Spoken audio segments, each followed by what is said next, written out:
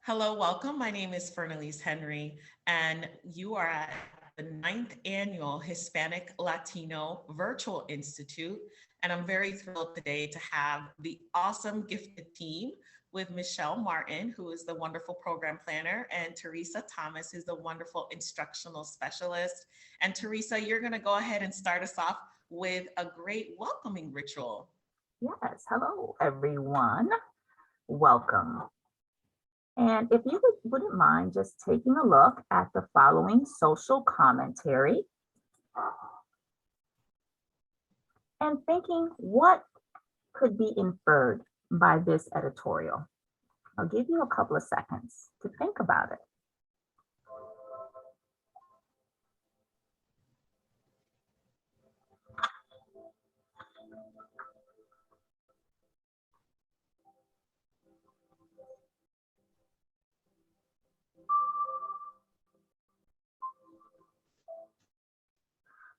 When I look at this commentary, I get to thinking about a lot of the myths and perceptions that we have about our gifted students. And many students have feelings of isolation. They have feelings of that they can do everything, they need to do everything just as good as everybody else. And they have trouble fitting in.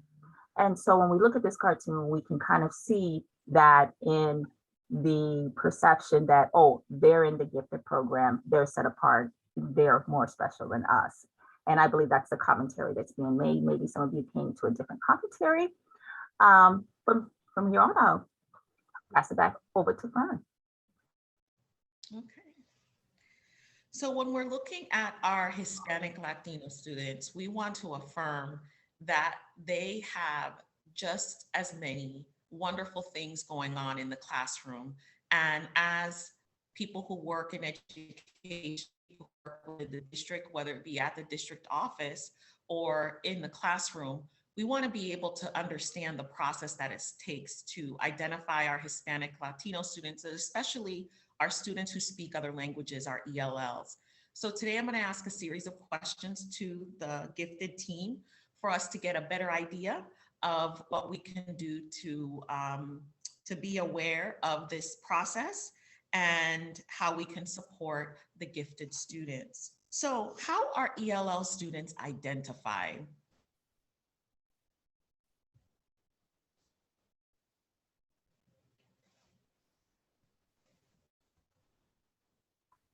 First and foremost, thank you so much for having us. We really appreciate it. Glad to be here to share this information. When we think about how ELL students are identified for gifted, they are identified through collaborative efforts with the Exceptional Student Education Department, which is our ESE department, and the Multicultural Education Department. ELL students who are being referred for gifted testing are evaluated by a school psychologist using testing measures in their native language. Oh, that's wonderful. And how does the Plan B work for ELL students, Michelle? So with Plan B, according to the Florida State Statute 6A-6.03019, Special Instructional Programs for Students who are gifted, Plan B says that a student is a member of an underrepresented group and meets the criteria specified in an approved school district plan for increasing the participation of underrepresented groups in programs for gifted students. One, for the purpose of this rule, underrepresented groups are defined as students who are limited English proficient or who are from a low socioeconomic status family. With Plan B, procedures for student evaluation, minimum evaluations of determining eligibility are the following. So there has to be an express need for a special instructional program. They must complete the majority of characteristics on a gifted checklist and display those characteristics, and then have intellectual development, meaning that they meet the IQ requirement. That can also include evaluation procedures that are specified in the approved district program that increase the participation of those groups of students. Gotcha. Let me touch a little bit And more if on what that looks like, Fern. I'm sorry. When we talk about Plan B versus Plan A, the requirements to be made eligible for gifted services under Plan A you have to have an IQ of 130. For students who are Plan B, ELL, or reduced free lunch status, their required IQ is a 112 or higher. People often ask the question, why is the IQ lower? It doesn't mean that the student is less intelligent or that they're not as likely to achieve, but we're talking about students who are coming in with a language barrier in many cases, or who may not have had the same exposure to some things. So they're being given an opportunity to demonstrate their level of ability without being hindered. But what we do notice is that both groups do have to meet the majority of the items on the gifted characteristic checklist. However, students in that Plan B model must also attain 20 points on a gifted underrepresented matrix. And in that matrix, they are being given an opportunity to display their academic performance along with their intellectual performance on the IQ assessment. They also have to have evidence of high performance in academic areas such as reading, math, language, writing. And then they are also given an opportunity to display their talents and abilities in a portfolio. So they're able to submit articles or items that help to demonstrate that they have a need for gifted services, even though they may have a language barrier to some degree. Okay. And how early can I have my child identified? You can have your child identified by the school district as early as kindergarten. We do not identify students prior to them entering school as a kindergartner. That is the earliest you can. However, we typically encourage people to wait until they're first or second grade when they've had opportunity to be exposed to the same things as other kids. So they're meeting their school age peers and they're comparable to their peers when it comes to the intellectual portion. Okay. And as far as programming, what does the programming look like in elementary schools? Okay. Before I hop into that, I do want to cover the process for gifted eligibility. For those who are curious about how to get their students moved along in that process of gifted eligibility, you would first need to write or email a request to the ESE contact at the child's school requesting a gifted evaluation. From there, they will prompt you to attend a meeting that's going to have you sign all of the consent forms that are necessary, as well explain to those parents what will take place when they're assessed. So they will talk to you. Usually the school psychologist that will be testing the child is present in that meeting. So you get an opportunity to meet the person who's going to be sitting in front of your child. We usually have our CLFs, our translators there available as well. So if you have any questions, you're free to ask as many as possible in your native language. But in addition to that, you're able to bring someone there to advocate for you or to ask any questions that you may not be sure about. Once the student is assessed, you're going to attend another meeting to determine that eligibility or ineligibility. But you also, parents do have the option to have their children evaluated privately at their own cost. Private evaluations are still subject to review by the school district school psychologist, and all of those evaluations must be completed by Florida licensed school psychologists. Once a student is made eligible, if the student's school has a gifted program, then the student will immediately begin services there. If the student's homeschool does not have a gifted program, then that student is eligible to transfer to a feeder school for that site. And all of our school listings are available on the district gifted website at www.palmbeachschools.org/students_parents/ESE/gifted. But easier to look for is to go and find the ESE department, and we are listed there as gifted. If you're needing to contact someone to have your child tested for giftedness, your first step is to contact your child's teacher, and then the ESE contact at your child's school. And you can even contact or reach out to the ESOL contact, who will help facilitate and get that process started for you.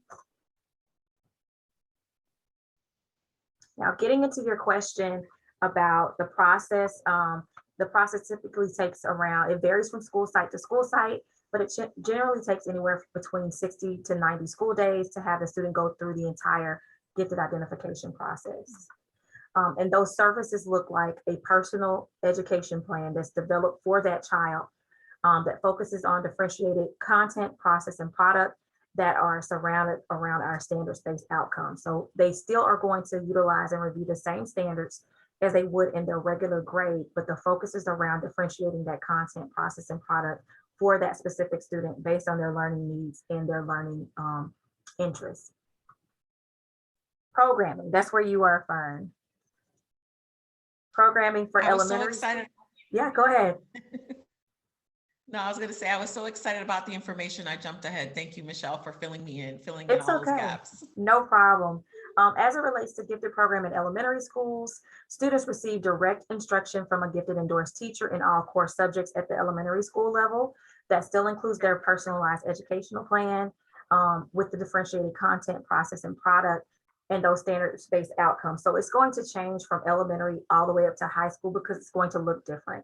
And there's also an asterisk there because students who are participating in the accelerated math program, otherwise known as AMP, may not be with a gifted endorsed teacher while they're taking those AMP classes, but those AMP classes are considered subject acceleration classes. For our middle school students, students receive direct instruction from a gifted endorsed teacher in some core subjects. And we highlight the some because middle schools are going to vary in their course offerings for gifted. Many of those schools, the middle schools offer high school credit courses, which are considered advanced versus gifted. And parents are going to have to select course offerings that are going to best fit their students' individual needs. But most schools are going to offer those gifted courses in history, reading, or ELA, and math. Others will offer science as well. It just depends on the school. But you reach out to that school and understand how their scheduling works to find out what best fits for your student. And then finally, gifted program in high schools. We don't have an official gifted program in high school, but students are eligible to participate in a variety of advanced course offerings. These course offerings include, but are not limited to, ACE, AP, Cambridge, IB, honors, and dual enrollment. And they may or may not be facilitated by a gifted endorsed instructor. When they get to the high school portion, students are able to really dig deep into what they're interested in and focus a little bit more on what's going to happen post-graduation. So we do not limit them to just being with a gifted endorsed teacher, which is what solidifies gifted programming in our district and in our state. We don't limit them to only being able to sit with a gifted teacher in high school by just offering that one piece, but instead we give them a plethora of opportunities that they can enjoy through the many course offerings that are offered through the district. Awesome. And that way they can also potentially receive some college credit as well. Absolutely. Absolutely. And for the parents. Absolutely. And for any parent that has questions or not quite sure on how to proceed with this or what they need to do to move forward, we are always available in our office to answer questions. My email is michelle.r.martin@palmbeachschools.org. That's the fastest way to reach me. But if you absolutely want to make a phone call, 561-434-8369 is the way you can contact me. But I encourage you, please send an email because emails get answered way faster. But if they have any questions about programming or availability of programming, we're happy to answer those questions for our parents. Thank you so much, Michelle, for your informative piece. And now we're going to have Teresa present. And Teresa, I have some questions for you once you get the screen up. Okay.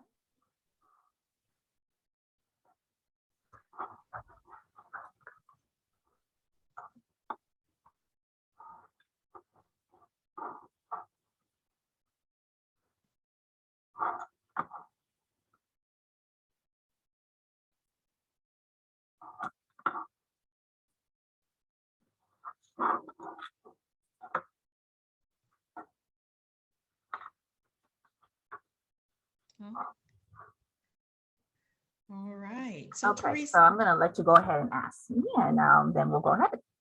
okay. What can parents do to support gifted students? Wow, that's such a great question, Fern, and it's one that I'm always addressing to parents, even parents who aren't parents of gifted children, because our strategies work for all kids. And so, support can begin at home.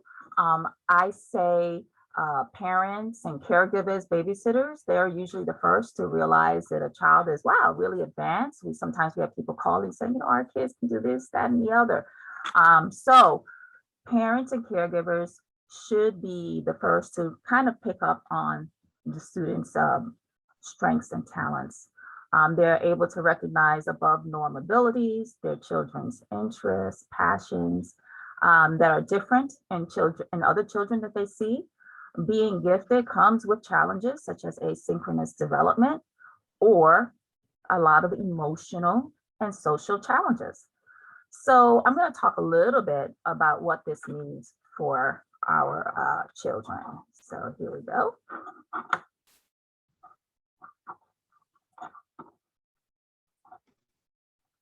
So I just talked about some of these key concepts here at with our gifted population. You know, they have increased asynchronous development. They have professional development. They suffer from anxiety, perfectionism, acceleration. One way to address these needs. Our kids also have to deal with things like perfectionism. So we have some strategies, and a lot of the resources that I use when I do our presentations come from the National Association for Gifted Children. So at the bottom of this screen, I believe you should see a QR code. Great. So this is a very simple parent sheet. The one that I'm projecting talks about this asynchronous development, the idea that it is the concept that our kids have uneven development. And so some of the uneven development can be addressed. So what we try to do is create some strategies at home. So one of the things that you can do is to focus on your child's strengths. And we do that, as Michelle said, looking at the EP goals for our gifted students. It's really important that parents and teachers set appropriate goals.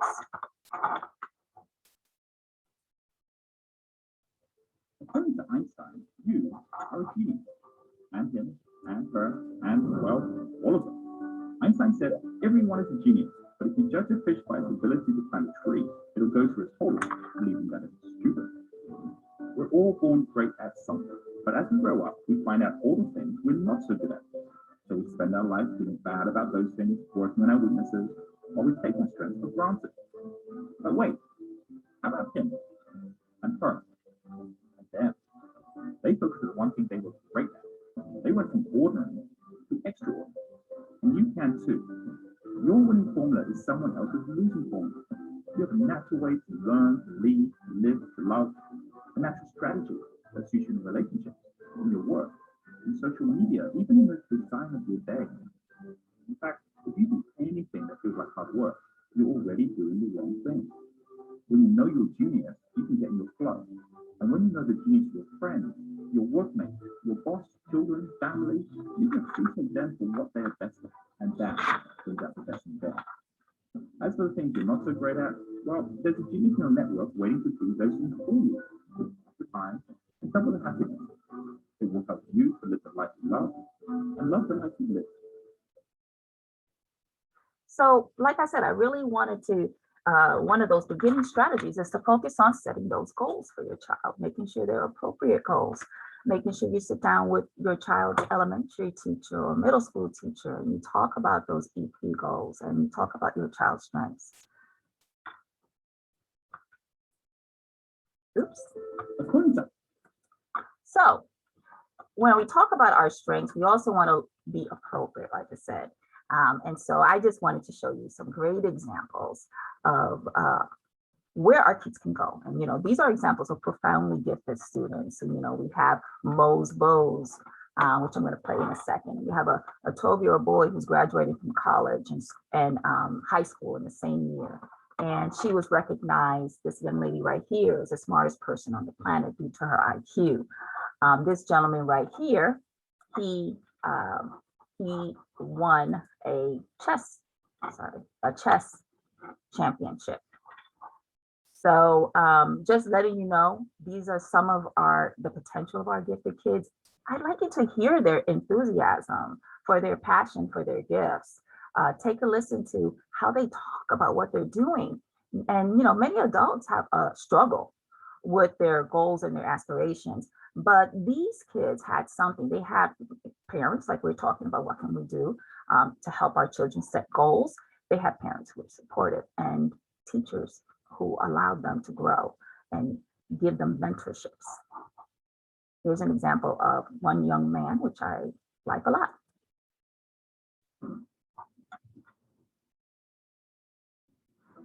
In season 5, Damon John offered to mentor Mosiah Bridges, an 11-year-old fashion designer with a handmade bow tie business. In 1989, I was offered $10,000 for 40% of my company. I'm glad I didn't take that money. I strongly suggest you don't take on investors at this time. Let's see what they're up to now. I didn't get a deal on Shark Tank, but I got something much better. Shamika, Mo, how you doing? Bringing in for a family holiday? A mentorship with my fashion idol, Damon John. This factory is going to help get Mo's bows all around the world. Before Shark Tank, we only had $55,000 in sales. Now, 7 months after Shark Tank, we've reached almost $200,000 in sales. We need a manufacturer more than ever, and we knew Damon John was that.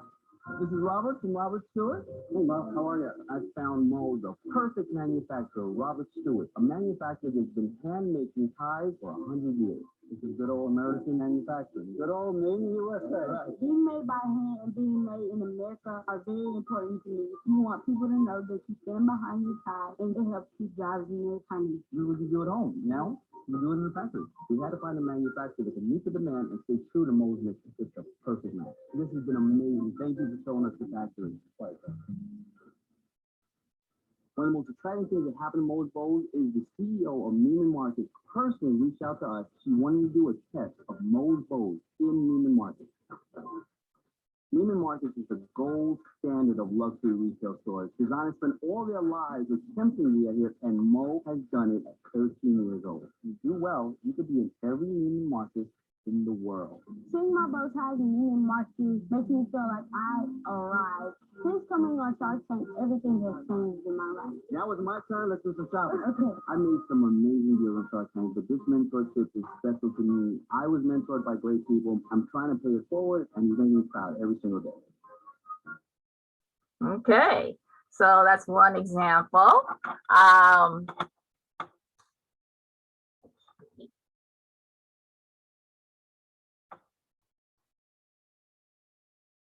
Love to hear these kids doing such great and amazing things. With that, with the support of their mentors and family and friends. This Samsung 4 cubic foot top load washer with 7.2.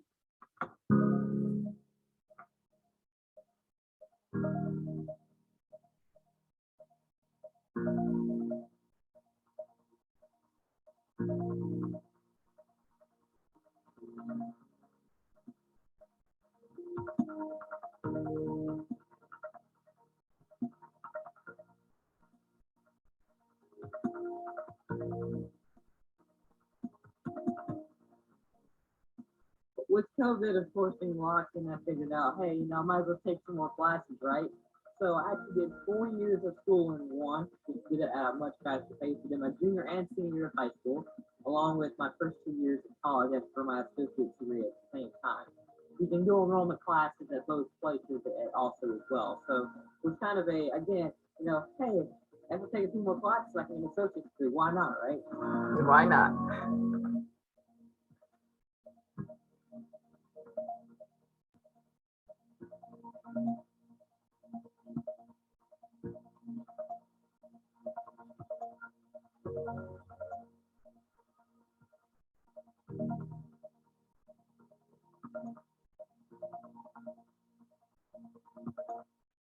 For us, I think every parent thinks their child is very smart, so we were no different. We didn't think ours was any different. Just we thought we were the same as every other parent, right? So since he was an only child, we thought, okay, so some preschool would probably do him some good socially. Just learn how to interact with other children and listen to other adults and that kind of thing. So when we went to have him tested to go into this preschool, they actually did a IQ test. So they did that just for like learning disabilities and that kind of thing. So, so we get a phone call like the next day from the doctor that had done it, and she said she would like for mom and dad to come in without Mike. So she said, I do have an IQ number here for you. It is not correct. He exceeded everything that I had at the time. I wasn't prepared for what I got.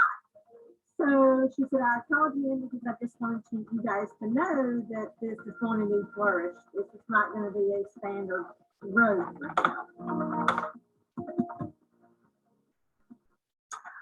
Michelle, I'm putting you on the spot here. What do you think about what these examples? Like you have the little girl, you know, like I said, who's the hot, smartest. What would you say to these parents who have these profoundly gifted children? I encourage them to, one, foster the gifts that their children have, not put a lid on them being able to go and do everything that they're desiring to do. Just like this young man here was saying, that why not? Why not take more classes? Why not get an associate's degree? Why not? If you have a child that really is wanting to explore something well beyond what people think they can do, why not? Don't be the barrier that limits a child from being able to explore. We see kids who may be really interested. You saw when he was really little, had the Lego set and was very talented in the way that he was doing that. So I encourage parents to keep encouraging their children and keep offering them opportunities and exposing them to things that will allow them to really flourish in their gifts. The other thing is to also let them enjoy being kids too, because what it looks like with these parents is that they are fostering those gifts in them, but also at the same time giving them an outlet to be kids at in the same sentence. And I absolutely love that, because it has to be a sense of balance. This young man seems very mature. I'm reading here that he's already got 2 startup companies that he's going to be busy with after graduation.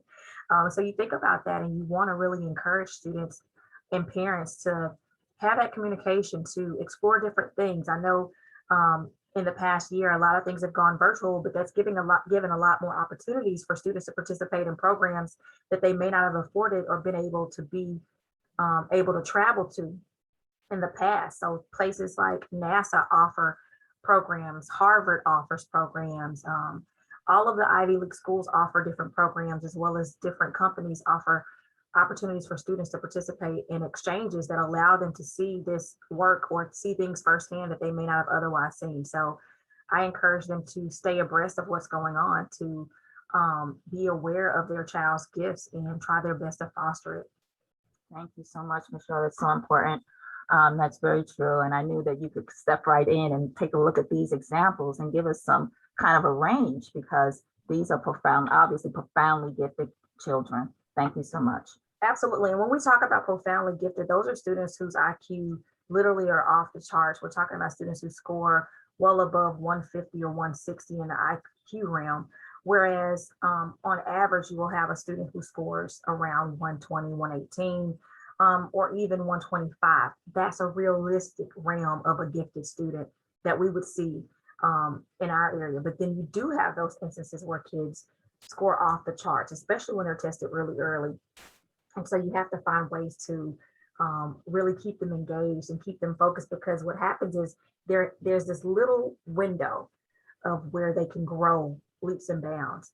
And if you don't capitalize on that window, you'll sometimes see those kids kind of waning off to where they're no longer incited, they're no longer motivated to do major things, and they're no longer looking for those challenges. So you want to keep them challenged and keep them engaged. And are you surprised that this young man says, not saying that he wants to go out there and make a whole lot of money and travel or anything like that? His goal here is to make people's lives easier. Are you surprised by that? Not at all, because a lot of gifted students, when they think about, they don't see themselves as being this this tool to make money, or this tool to really go out and do something. They see themselves as change agents. They see themselves as people who can help other people. And that's the beauty in gifted children, is that most of the most profound gifted children, I'm not talking about IQ right now, I'm talking about profound thinkers, are the ones that seek to make positive change in the world. They're the ones who want to change our environment. They're the ones who want to make sure that we're reducing our carbon footprint. They're the ones that are wanting to create ways to feed the homeless or to do other things. So we really encourage our teachers to create service projects and other opportunities, problem-based learning, project-based learning, those types of things that help them to really feed those passions that they have around serving people and taking care of their community and their world. Thank you so much for that. As we said that, go back to the PowerPoint. We have some great examples, and knowing how to help your child is really, really, really important. And so our next slide, that's what we're kind of talking about. Help your child understand what it means to be gifted so that they understand the challenges that come with their asynchronous development, and help to set realistic expectations. Some ways that you can do this, help your child to understand what are their characteristics, understand how to address some of their deficiencies as well, because gifted children can have deficiencies.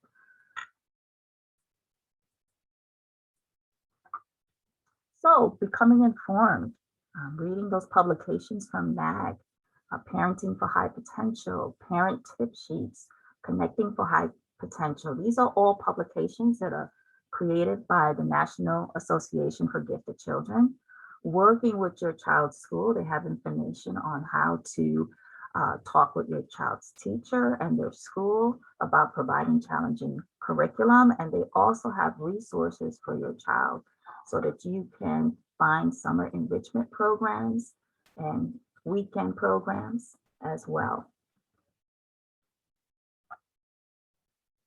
Explore and teach your children strategies to address misunderstandings and stress that come from being out of sync, such as mindfulness, self-advocacy, mind and body tools. We have things like, this is called Rethink. It's a little card deck, and basically it's mindful conversation starters, 50 questions to encourage, shift perspective, and build connections. So these are ways that you can start your morning meetings with some self-advocacy or some mindfulness conversation starters. You've got exercise, you've got the morning meeting. So these are other examples. Find multiple peer groups so that your children can grow in terms of this asynchronous development. You want to create challenges that are appropriate. So one group may have kids who are close in cognitive abilities, while others may include similar interests. A mental age match is sometimes more essential than a chronological age match. Bibliotherapy, have your child read books with main characters who have unique abilities and uneven development. Connect with other parents who are experiencing similar challenges for support. Help educators understand what you notice at home regarding asynchronous development of your child. Keep educators informed when you see your child soar or you feel your child is lagging behind. I found that one of the things that I found out as a gifted teacher, and I found out just through trying to discover what was going on with a student in my class, was he wasn't writing very well. And I didn't know, but the parent didn't want to share that they had a writing disability. And there were so many things I thought back that I could have done to make that child's life in my class more productive, more efficient. He didn't have to write every single note down. I could have made a fill in the blank. So there are things that we as teachers, if we don't know what's going on at home, we can't make the appropriate accommodation for your child. So make sure you connect with parents.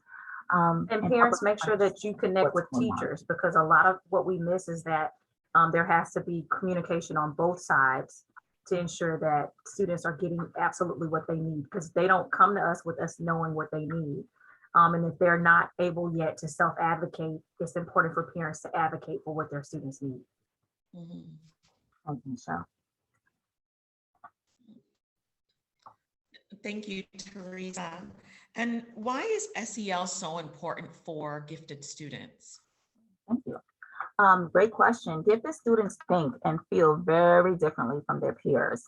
So they have heightened sense of emotion and moral intensity because of the rapid development in their brain. Think about some of the examples and the way you saw some of these children speak. That is, you had it right in front of you. You can see that sense of emotion. Look how excited Bo was when he was meeting up with his mentor and going into seeing his factory where his bowls are being mass produced. He was mass producing with his mom in his house and his grandmother. So if you look at the story of this boy, it's an amazing story. The young man he's in New Orleans and his mom is really strict. He comes from a very, very tight family, and his whole family is involved in his business. So he has a lot of support. So understanding that they care about issues early, they're passionate. They care about issues, even if they're abstract issues, very early. They're susceptible to stress, perfectionism, anxiety, underachievement, setting lofty goals or standards that are too high. Gifted students have a wide range of emotional experience. And so that's why it's characterized by this uneven or irregular development. And so when we understand the differences between our typical child in a classroom and our gifted learner, we get to see. So I'll just take a look at a few of these. A bright child, our typical child, okay, they know the answer to a question. But our gifted learner, instead of answering the question, they may ask another question. They're going to present another question because they're going to challenge. And you're sitting there saying, no, but that's not the answer to the question, but they're gone. They're gone. They're already 5 steps ahead of you. So a bright child may be interested in what you're teaching. Gifted learner is very highly curious. A bright child is attentive, while a gifted child, a gifted learner, are mentally and physically involved in what's happening. So these are just some of these ways that you have to be aware that these differences may play out in your classroom. Thank you, Teresa, for enlightening me on the differences between a bright child and a gifted learner. I think this is very helpful for me, and I'm sure it will be for parents and other people who are viewing this presentation. And the next question I have for you is, how does SEL support the development and the needs of gifted students? Social emotional learning. Okay, so gifted learners may fall in more than one domain. And so that's when SEL is really important. You can, once again, you are allowed to scan that so you can see the document if you want. All of these resources, you can just scan them if you play the YouTube video again, and you can have them for yourself. So we have different characteristics and needs. And so when I talk about what a child needs, this is where that SEL factor comes into play. So I'm just going to take a look at a couple of domains, and then this way you later on your own time can kind of read through this and see where your kids fall and how you can bring in that social and emotional learning so that they can address those needs. So on an intellectual level, the student will show high levels of reasoning. They will think around problems. They think in analogies. They are a strong problem finder. Accelerated. So let's stop right there. High levels of reasoning. So as a need, they need an opportunity to learn at high levels with others of like ability of performance. So think about those groups that you're creating. Please don't always assign a gifted student as a professor or the facilitator of the group because you believe that they have the intellectual ability to guide that group to where you feel that they should go. Michelle, tell me about what could be some problems when a teacher does that? One, sometimes gifted kids aren't so nice. They are still kids. And so you will have instances where they feel bothered or bogged down by having to be responsible for other people's learning. They want less to be gifted or have this high level of ability because they feel like the only people who are benefiting from it is other people who aren't quite on their level. So it makes it hard for them to be able to really flourish in their opportunities because they're trying to help pull up everybody else. The other part is it doesn't give them an opportunity to go above and beyond what they're learning. And so they kind of become a little resentful in that they don't want to be the teacher. unless they've expressed that they want to be a teacher when they grow up, that's not what they desire to be. And it takes them into a place where they don't value or feel valued for the gifts that they offer. Thank you. Right.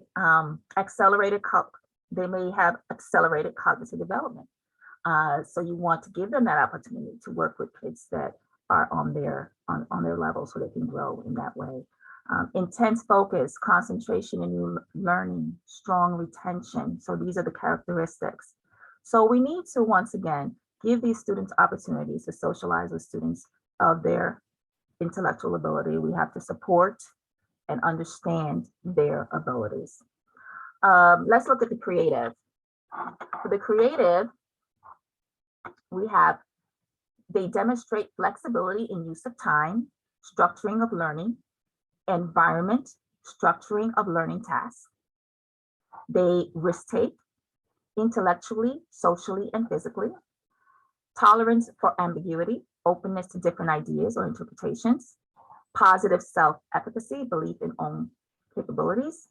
And internal locus of control, responsibility for own outcomes. So if their main domain is a creative, some of the ways that we can address their needs are the practice in realistic goal setting, encouragement of creative thinking, quiet periods for creative thinking to emerge, and an open learning environment and acceptance of differences in perspective and originality. So there are other domains like visual and performing arts, social/leadership, and physical and perceptual. And on this is also from the National Association for Gifted Children. It will give you a lot of different ways to address these characteristics of gifted students. And this particular, I love this handout. It was so useful. And I'm not sure if I can pull it up right now, but I would definitely encourage you to visit this one and take a look at all of the various, it's a great recommendation sheet. So please go back and take a look at that one.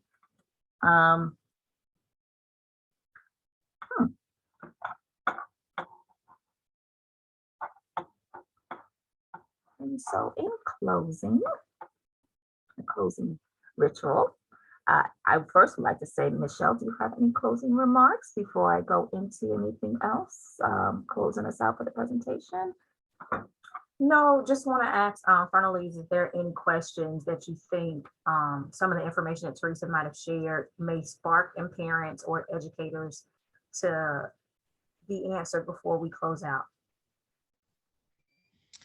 I think if you could just go over who they would contact at the school, I think that's the biggest question especially in parents of English language learners might have is who, or who do you think they'd be most comfortable with as far as reaching out?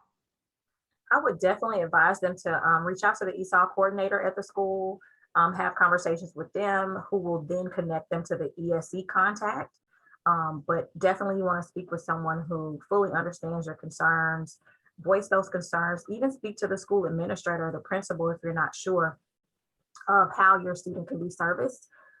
If your student is already identified as gifted, but you don't feel as if those things are being met or the student is really getting the most out of the program, then first go to the teacher and express your concern, review the EP, ask questions about the learning plan and those strategies and steps that have been taken to ensure that the student is getting everything that they need. After that's been done, if you're still not completely confident, feel free to call us and have us interact and ask questions, or maybe help bring a little bit more to the surface to ask or answer those questions that you may have. Again, our information is available. We're always here to support our parents, to advocate for the students, and to make sure that they fully understand the benefits of their student being identified and supported in this program. Thank you, So, Michelle. in Teresa? closing, I just got to present a question that says, what are 2 takeaways? What are 2 things that you're going to grab from this presentation? You can always go back and rewatch it. And like I said, scan for for the resources and the materials that we use in this presentation. And I hope you get a little bit of a tickle out of some of these political cartoons here. I call them political cartoons. They're editorial cartoons, social commentaries. I'm so used to, as being a civics teacher, saying political cartoons.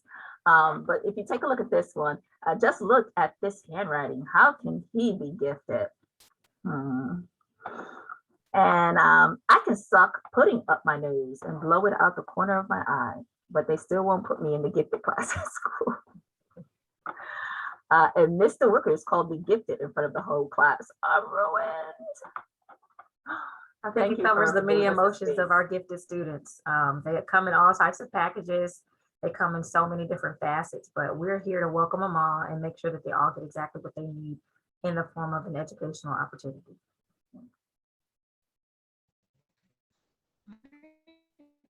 Thank you so much, ladies, for Thank you answering for having me. all of these questions and also giving us access to so much. And I hope everyone has a great day. Thank you.